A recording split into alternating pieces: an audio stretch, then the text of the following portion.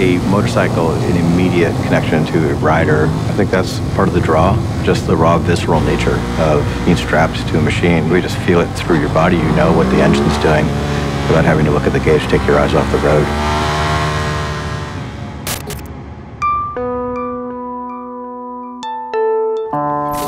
For me, it's all about doing. I learn through doing.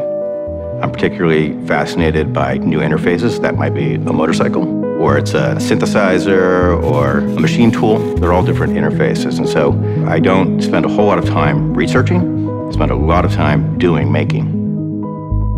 I started a robotics company just sort of organically. I don't have a background in robotics. I've become pretty adroit at bending a technology to an idea. My father was an engineer, so I had a shop at my house. I was always fascinated by taking apart anything I could get my hands on. I started building remote control helicopters, then I started to get into machining so that I could make my own parts for them. And so I bolted a DSLR camera onto a CNC mill, and I started using it to do extremely precise sub-millimeter accurate photography. And that was actually the start of Bot and Dolly, was shooting food and small electronics. And it kind of just grew from there to 2-ton robots shooting Hollywood pictures. Very proud of the movie Gravity. I think if you're going to shoot a movie in space with robots, do that one. I have a lot of difficulty describing what Bot and Dolly was. Was it a film studio? Was it a robotics company? It was always something different. Every month you'd walk in there, you wouldn't recognize the place. One day it's snowing, the next day it looks like the set of E.T. It was about putting the right people and toys in the right box, shaking it, and seeing what came out the other side. I would stand on the mezzanine, I would look down at the studio and say, how the f did this happen?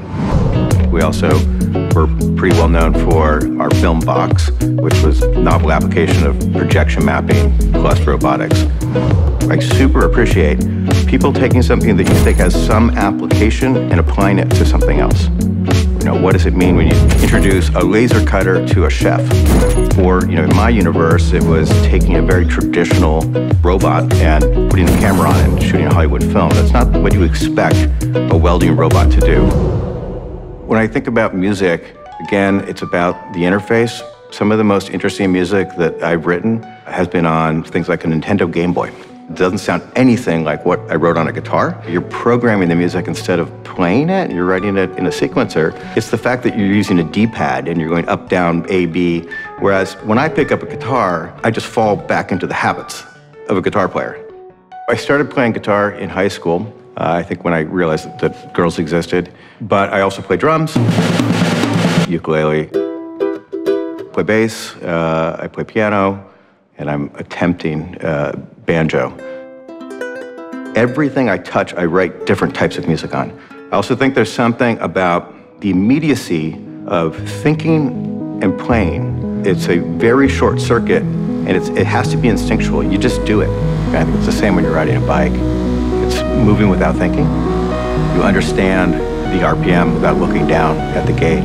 You can feel everything about it. You get a dynamism out of those moments when you make a shift. It's that adrenaline rush of freedom.